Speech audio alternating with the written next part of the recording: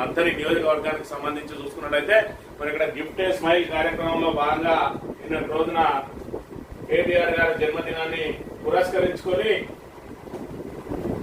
పుట్టా మధుకర్ గారు నిన్నటి రోజున మరి ఇక్కడ కాటారానికి సంబంధించిన మరి జ్యోత్స్న అనే అమ్మాయికి సంబంధించి మరి ఇక్కడ గంట వెంకటస్వామి కూతురు జ్యోత్స్న అనే ఈ అమ్మాయికి సంబంధించి మరి ఇక్కడ ఎంబీబీఎస్ సీట్ వచ్చింది. ఆ ఎంబీబీఎస్ కు సంబంధించి ఆమె మరి ఇక్కడ ఇప్పుడు 3వ సంవత్సరం జరుగుతా ఉన్నది.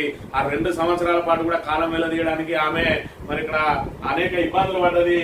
మరి ఇక్కడ పోయిన సంవత్సరం జనవరిలో దాతల సహాయం కోరుతూ ఆమె సోషల్ మీడియా ద్వారా వేడుకున్నది. ఈ అంశానికి సంబంధించి ఆ జ్యోత్స్నకు సహాయం చేయాలి. మరి ఇక్కడ ఏదైతే నీ సొంత నియోజకవర్గం సొంత మండలానికి సంబంధించిన ఒక అమ్మాయి మరి ఇక్కడ దళిత అమ్మాయికి సంబంధించి మరి ఆమె ఎంబీబీఎస్ సీటుకు ఆ డబ్బులు కట్టలేకపోతా ఉన్నది. మంత్రి గారు ఎందుకు సాయం చేయాలని చెప్పి పుట్టా మధుకర్ గారు మరి ఇక్కడ నిలదీసినా కూడా మంత్రి గారి దగ్గర నుంచి కానీ ఆయన తమ్ముని దగ్గర నుంచి కానీ కాంగ్రెస్ శ్రేణుల దగ్గర నుంచి కానీ మరి వచ్చిన ఏదైతే స్పందన మాత్రం శూన్యం. చివరకు ఆమె నివాసం ఉంటున్నటువంటి గృహాన్ని కనుక చూసుకున్నట్లయితే వాళ్ళ తల్లిదండ్రులతో పాటు నివాసం ఉంటున్న గృహం ఇది జ్యోత్స్నకు సంబంధించి ఎంబీబీఎస్ లో సీటు సాధించిన జ్యోత్స్న ఇంత నిరుపేద కుటుంబం నుంచి ఎంబీబీఎస్ సాధించాలనే తపనతోటి మరి ఆమె ఎంబీబీఎస్ లక్ష్యంగా మరి ఇక్కడ ఏదైతే చదువుకొని ఆమె ఎంబీబీఎస్ సీట్ అయితే సాధించగలిగింది. అని ఆ సీట్ ను ఏదైతే ఆ గవర్నమెంట్ ఫీజు హాస్టల్ ఫీజు ఆ బుక్స్ కు మరి ఆ రానుపోను ఛార్జీలను కూడా చెల్లించలేని దుస్థితిలో ఉన్నది. చివరికి వాళ్ళ తల్లిదండ్రులు మరి ఇక్కడ మొన్నటి రోజున ఏదైతే జనవరి ఫిబ్రవరిలో వాళ్ళు సాయం కోసం ఆర్థించిండ్రో ఎవరు సాయం అందించకపోవడంతో ఉన్న ఇల్లును కాస్త అమ్మేసిండ్రు. ఇక ఈ సంవత్సరం వచ్చే సంవత్సరం ఈ 2 సంవత్సరాల పాటు ఆమె చదువు సాగడం ఇక ఇబ్బందికరంగా మారింది. ఇక చదువు మానేయాల్సిన పరిస్థితి వచ్చింది.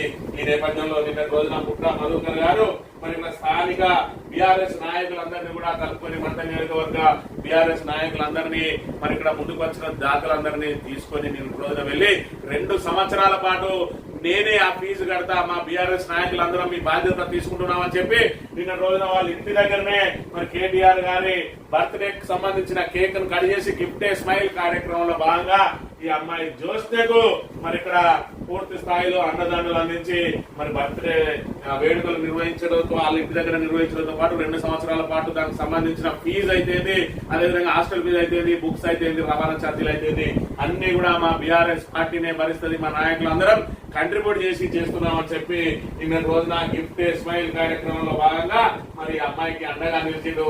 మరి ఈ సందర్భంగా ఆయన మాట్లాడుతూ అధికారం ఇచ్చిన వాళ్ళు ఆకలితో ఉన్నారంటే అవమానపడాలి. 40 ఏళ్లు ఓట్లేసిన వాళ్ళకు పైసా సాయం చేయలేదు. దుద్దిల కుటుంబం ఎంబీబీఎస్ చదువు సహాయం అందించబట్టే స్పందించలేదు. తండ్రి ఆశయాలు చెప్పకుండా ప్రజలను మోసం చేస్తున్న ఎమ్మెల్యే జ్యోత్స్న ఎంబీబీఎస్ చదువు పూర్తి ఖర్చులను భరిస్తాం. మంత్రి మాజీ ఎమ్మెల్యే పుట్టా మధుకర్ వెల్లడి.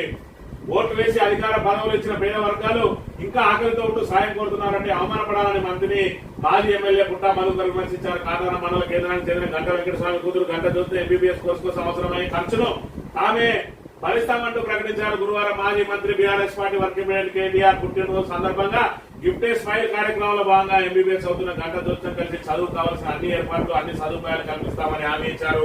అనంతరం ఆయన మాట్లాడుతూ మాజీ మంత్రి కేటీఆర్ తన జన్మదినం సందర్భంగా చేసే కార్యక్రమాలు బీద ప్రజల ఆకలి తీర్చేలా ఉండాలని వారి కళ్లల్లో ఆనందం కలగాలని గిఫ్ట్ ఏ స్మైల్ కార్యక్రమానికి శ్రీకారం చుట్టారని అందులో భాగంగానే తమ దోస్త కుటుంబానికి అండగా నిలుస్తున్నామని చెప్పి మరి ఇక్కడ ఒక గొప్ప కార్యక్రమానికి తరలేపేను. మరి ఈ రోజు కనుక పుట్టా మధుకర్ గారు నిజంగా ప్రజల మధ్య ఉండే జననేత కనుక ఈ రోజు మంత్రి నియోజకవర్గంలో ఉండకపోతే అనేక మంది అనేక రకాలుగా ఇబ్బందులు పడేవారు. గత 10 సంవత్సరాలు చూసుకున్నా ఉన్నాం. మరి ఇక్కడ పుట్టా మధుకర్ గారు 2014లో అధికారంలోకి వచ్చిన తర్వాత మొదటిసారి ఎమ్మెల్యే అయిన తర్వాత తాను ప్రజాసేవకి అంకితమైన 2014 ఉండే కాదు 2009లో ఏదైతే ఓటపాలైందో 2010లోనే పుట్టా లింగమ్మ చారిటబుల్ ట్రస్ట్ అని ప్రారంభించి తనకు ఎవరైతే అండదండగా నిలిచి ఓట్లేసి తనను మరి ఇక్కడ ఏదైతే అండగా నిలిచిందో వాళ్ళందరికీ తాను ఓటపాలైనా కూడా వాళ్లకు అండగా ఉండాలనే కార్యక్రమంలో బాగా వారికి మరి పుట్టా లింగమ్మ చారిటబుల్ ట్రస్ట్ ద్వారా ఇతోరికంగా తనకు తోచిన సాయం అందిస్తూ వచ్చారు. పుస్తమంటలు అయితేంది, చదువుకు సాయం అయితేంది, ఆర్థికంగా ఏదైతే మరి ఇక్కడ ఆసుపత్రిలో ఉన్న వాళ్ళకి ఆర్థికంగా సాయం అందించడం ఏంది, అంత్యక్రియలకు అయితేంది. అదే విధంగా తను 2014లో ఎమ్మెల్యే అయిన తర్వాత తన సేవా కార్యక్రమాలను విస్తృతపరచడం అంటే మామూలుగా కాదు. ఏదైతే మరి ఇక్కడ అంబులెన్స్ సౌకర్యం కల్పించిండు, హైదరాబాద్ వరకు వెళ్లాలన్నా కూడా కేవలం మీరు డీజిల్ పోసుకొని వెళ్ళండి అని చెప్పి, అదే విధంగా వైకుంఠ రథాలు అయితేంది, అదేవిధంగా అమలు కేంద్రాలు అయితేంది, అదేవిధంగా విద్యార్థులకు మధ్యాహ్న భోజనం అయితేంది, మరి ఇక్కడ వికలాంగులకు ఉచితంగా మరి వాళ్ళకు సంబంధించిన ట్రైసైకిల్ అయితేంది, లేదంటే వాళ్ళకి అవయవాల కృత్రిమ అవయవాలు అమర్చడం అయితేంది, మరి ఇక్కడ పేదింటి ఆడపిల్లలకు పుస్తమటలు అందించడం అయితేంది, మొత్తానికి పూర్తిగా ఇల్లు లేని వాళ్లకు ఇల్లు కట్టించడం అయితేంది, వాహన రవాణా ఏదైతే మరి ఇక్కడ ప్రయాణికులకు ప్రయాణ షెల్టర్లు మరి బస్ షెల్టర్లు కట్టించడం అయితే ఇలా అనేక కార్యక్రమాలు చేసిండు. అందులో పూర్తి స్థాయిలో గిన్నీస్ బుక్ ఆఫ్ రికార్డ్స్ లో ఇప్పించాల్సినంత మరి ఇక్కడ ఒక పెద్ద కార్యక్రమం నిర్వహించిండు. 250 మంది మరి ఇక్కడ జంటలకు, నిరుపేద జంటలకు ఏకకాలంలో మరి ఇక్కడ వివాహం జరిపించిండు. వివాహం జరిపించడం అంటే మామూలుగా కాదు. మరి ఇక్కడ చీరే సారే పెట్టుపోతలతోటి మేనమామ అయ్యి మరి ఇక్కడ బీరువా, సైకిల్, కూలర్, బెడ్, స్టవ్, సామాగ్రి మరి అన్ని కూడా వాళ్ళ ఇంటికి కావాల్సిన నిత్యావసర వస్తువులు బోర్లతో సహా అందించి మరి ఇక్కడ వాళ్ళకి అందరికి భోజనం, వాళ్ళకి వచ్చే బంధువులందరికీ ఇరుపక్షాల వైపున 250 మందికి ఇరు తరపుల ఇరు వర్గాల నుంచి వచ్చిన అందరికి కూడా భోజన కార్యక్రమాలపై ఏర్పాటు చేసి పెద్ద ఎత్తున మరి ఇక్కడ ఆ పెళ్లిళ్లను నిర్వహించి ఇవాళ మంతని నియోజకవర్గాన్ని మరి ఇక్కడ తెలంగాణలో ఒక ఆదర్శంగా నిలిపిన చరిత్ర పుట్టా మధుకర్ది. మరి ఆ చరిత్ర ఎక్కడికి పోతుంది? ఇవాళ తనను 2 సార్లు మళ్ళీ ఓడించినా కూడా జడ్పీ చైర్మన్ గా అయిన తర్వాత తన సేవా కార్యక్రమాలను కొనసాగించిండు. ఇవాళ ప్రతిపక్షంలో ఉన్నప్పటికీ కూడా ఇలాంటి నిరుపేదలకు సంబంధించిన ఏ ఇబ్బంది ఉన్నా కూడా నేనున్నా అని చెప్పి ముందుకొచ్చే ఆయన లోపల తత్వం ఇంకా విడనాడలేదు. మరి గిఫ్ట్ ఏ స్మైల్ కార్యక్రమంలో భాగంగా ఈ అమ్మాయికి అండగా నిలిచి 2 సంవత్సరాలకు సంబంధించిన ఫీజును పూర్తి స్థాయిలో చెల్లిస్తాం బిడ్డ, నువ్వు ఎంబీబీఎస్ రాబద్దు. ఇలా ఒక నిరుపేద అమ్మాయి ఎంబీబీఎస్ స్థాయికి ఎదిగింది అని అంటే మరి అది దాన్ని నిలబెట్టుకోవడం చాలా కష్టం. ఇవాళ నీ తల్లిదండ్రులు పూర్తిగా కూలి వాళ్ళు అయినప్పటికీ ఉన్న గూడును కూడా అమ్మేసినా కూడా ఇవాళ మొక్కవని ధైర్యంతో మరి ఇక్కడ ఆమె ఎంబీబీఎస్ ను చదువును కొనసాగిస్తా ఉన్నది. ఆ కొనసాగించాలంటే ఖచ్చితంగా ఆమెకు ఫీజు, అదేవిధంగా హాస్టల్ ఫీజు, అదేవిధంగా బుక్స్ కావాలి. ఈ సంవత్సరం ఖచ్చితంగా మానేయాల్సిన పరిస్థితి, ఎందుకంటే ఉన్న గూడు కూడా అమ్ముకున్నది. ఈ రోజు వాళ్ళ తల్లిదండ్రులు ఆ పక్కనే ఉన్న గంగారం దగ్గర చర్చిలో తలదాచుకుంటా ఉన్నారు. వాళ్ళ నాన్న ఆల్రెడీ అనారోగ్యంగా నరాల బలహీనతతోటి లేవలేని స్థితిలో ఉన్నాడు. ఈ స్థితిలో వారికి కనుక ఆర్థికంగా చేయూత అందించకపోతే అమ్మాయి చదువు అర్ధాంతరంగా ఆగిపోయేదే. మరి ఇక్కడ ఉన్న ఏదైతే దళిత జనోద్ధరణ అని చెప్పుకుంటున్నటువంటి మంత్రి శ్రీధర్ బాబు గారు, నేను బడుగు బలహీన వర్గాల పట్ల అనేక సేవా కార్యక్రమాలు చేస్తున్నా, నా తమ్ముడు శ్రీపాద చైర్మన్ లేదంటే శ్రీపాద ట్రస్ట్ కు చైర్మన్ గా ఉన్నాడు అన్నాడు. ఏది నీ చైర్మన్ గిరి? ఏది నువ్వు ఇప్పటి వరకు చేసిన సాయం? నీ కార్యకర్తలకు చేసినవా, పేద ప్రజలకు చేసినవా, దళితులకు చేసినవా? దళితులతోటి రాజకీయం చేయడం తప్ప ఇవాళ నువ్వు చేసింది ఏంటి, సాధించింది ఏంటి? ఒక్కసారి ప్రజలందరూ, మంత్రి ప్రజలందరూ కూడా ఆలోచన చేసుకోవాలి. ఇవాళ జేబులకు వెళ్లి 5 పైసల బిల్ల కూడా శ్రీధర్ బాబు గాని ఆయన తమ్ముడు గాని ఎవరికైనా సాయం చేసిందా? పోనీ కాంగ్రెస్ కార్యకర్తలారా మీరు కూడా ఆలోచన చేసుకోండి. మీ ఇంట్లో ఏదైనా ఖర్చులకైనా, మీ ఇంట్లో మీ వాళ్ళు ఏదైనా హాస్పిటల్లో పడ్డా, లేదంటే పెళ్లిళ్లకో చదువులకో ఇబ్బంది అయితే ₹1 మీకు సాయం చేసిందా? గుర్తు చేసుకోవాలి.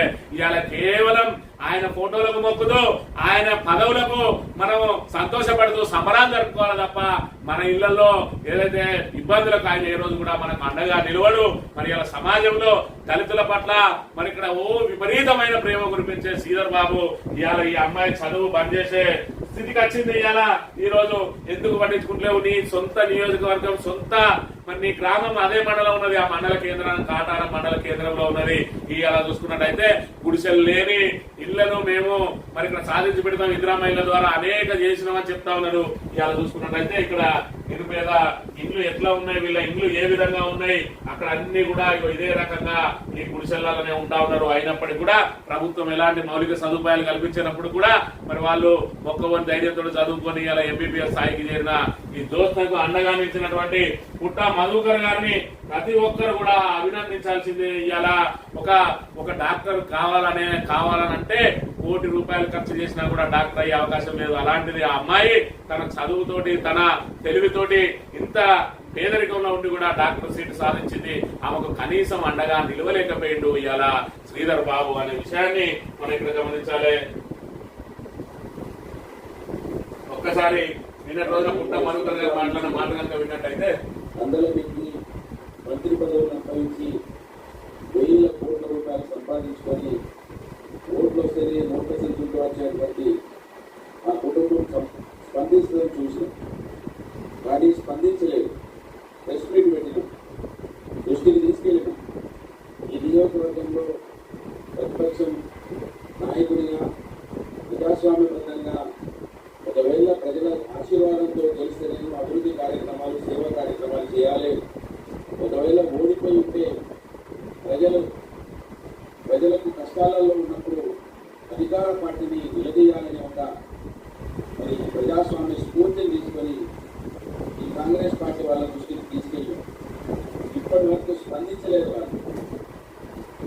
ఇలాంటి విషయాల్లో స్పందించరు. ఇక్కడే ఎవరైనా మన బీఆర్ఎస్ కనుక అధికారంలో ఉండి ఉన్నట్లయితే అక్కడ ఎవరికన్నా ఏదో ఒక కారణంతో వాళ్ళు దళితులు అనే వాళ్ళు మరి ఆత్మహత్యలు చేసుకున్న మృత్యువాత పడ్డ అక్కడ వాళ్తాడు శ్రీధర్ బాబు ఆయనతో వచ్చి దాన్ని రాజకీయం చేసి దాన్ని ఓట్లుగా మలుచుకుంటాడు. కానీ ఇవాళ ఈ అమ్మాయికి పెట్టే మరి మీరు పెడతా అనుకున్నటువంటి 4 లక్షల రూపాయలు ఏవైతే ఉన్నాయో ఆ 4 లక్షలతోటి మరి 400 ఓట్లు కొనుక్కునే అవకాశం ఉంటది. మధుకర్ గారు మీకు ఆ తెలివి లేకనే ఈ రోజు 2 సార్లు కూడా మీరు ఓడిపోయిన డబ్బులు వంచే తెలివి లేక ఇవాళ వాళ్ళకున్న తెలివి మీరు ఈ విధంగా 250 పెళ్లిళ్లు చేసి అదే విధంగా వికలాంగులకు కాళ్ళు పెట్టించి ట్రైసైకిల్ కొనిచ్చి ఇండ్లు కట్టించి మరి ఇక్కడ వాళ్ళ పెళ్లిళ్లకు వాళ్ళ చావులకు వాళ్లకు ఆ చదువులకు వాళ్ళ ఆరోగ్యానికి అన్నింటిలో మీరు అండగా నిలిచి మరి ఇక్కడ మీకు వచ్చిన ఆ జీతంతో పాటు మీరు సంపాదించిన సంపాదన అంతా కూడా దానం వస్తే మరి తీరా ఎలక్షన్లు వచ్చిన రోజున మరి ఇక్కడ ఓటర్లు మళ్ళీ ఎదురు చూస్తారు ఓటుకి ఎంత ఇస్తామని. ఆ ఓటుకి ఎంత ఇవ్వాలనో మరి నీ దగ్గర ఆ ఓటుకి ఇచ్చే ఆ డబ్బులు ఉంచుకోక ఏవైతే ఈ విధంగా విచ్చలవిడిగా మరి అన్నా అంటే నేనున్నా అని చెప్పి ఇచ్చుకుంటూ వచ్చినావు కాబట్టి నీకు ఓట్లు వస్తలేవు. అదే విధంగా వాళ్లకు తెలుసు ఈ 4 లక్షల రూపాయలు ఒక అమ్మాయికి ఇస్తే ఈమె ద్వారా ఓట్లు ఏమొస్తాయి, ఈ పబ్లిసిటీ ద్వారా ఏం ఓట్లు వస్తాయి. అదే 400 మందికి మనిషికి వెయ్యేస్తే ఆ 400 ఓట్లు వస్తాయి. ఆ నాడి బట్టి కనుకనే వాళ్ళు ఇప్పుడు 5వ సారి మరి అక్కడ గెలిచున్నాడు. వాళ్ళ నాన్న 3 సార్లు గెలిచున్నాడు. మరి నువ్వు 3 సార్లు పోటీ చేసి 4 సార్లు పోటీ చేస్తే ఒక్కసారి మాత్రమే ఎందుకు గెలిచినావంటే ప్రజల లోపల నుంచి తీవ్రమైన మరి ఇక్కడ ఏదైతే ప్రతిఘటన ఎదురైంది ఆ ప్రతిఘటన ఎదురైతే తప్ప మరి ఇక్కడ నిన్ను ఇక్కడ మంత్రి ప్రజల్లో నువ్వు గెలిచే అవకాశం లేదు. ఎందుకంటే మంత్రి ప్రజలకు మర్చిపోయే గుణం ఎక్కువగా ఉన్నది. మరి ఇక్కడ మనం ఎన్ని అవమానాలు ఎదురైనా మనల్ని ఎంత ఈసడించుకున్నా కాంగ్రెస్ కార్యకర్తలను పూసిక పుల్లలాగా తీసేసినా కూడా వాళ్ళు అక్కడి నుంచి మళ్ళా మెడగొట్టి దొబ్బినా కదలడం లేదు. అదే వాళ్ళు చేసుకున్న అదృష్టం. మరి ఇక్కడ చూసుకున్నట్లయితే మంత్రి ప్రజలు ఎన్ని అవమానాలు ఎదురైనా ఎన్ని ఇబ్బందులు ఎదురైనా ఎలాంటి అభివృద్ధి లేకపోయినా మరి ఇక్కడ తీరా ఎలక్షన్లు అప్పుడు వచ్చి దండం పెట్టి ఓటుకు 1000 రూపాయలు ఇస్తే అన్ని మర్చిపోయి వచ్చేస్తా ఉన్నారు. ఆ డబ్బులు పంచే మరి ఇక్కడ స్తోమత లేక నువ్వు ఓడిపోతా ఉన్నావు. మరి ఇంకా కూడా గిఫ్ట్ స్మైల్ అంటూ ఇవ్వంటూ ఇంకా 5దో 10దో మరి అక్కడో ఇక్కడో మరి ఇక్కడ సంపాదన తీసుకుని వచ్చి వాటన్నింటినీ కూడా పెట్టుకుంటూ ఈ విధంగా చేసుకుంటూ పోతే మరి ఇప్పటికైనా ప్రజలు మరి ఆలోచన చేస్తారా? 2014 లాగానే మరి ఇక్కడ తీర్పిస్తారా? లేదంటే శనామాములుగానే డబ్బు సంచులు వచ్చే వాళ్ళకే డబ్బు సంచులతో వచ్చిన వాళ్ళకే మళ్ళా చేయగొడతారా? మరి ఇక్కడ రాబోయే ఎన్నికలలో పేరు తెలంగాణ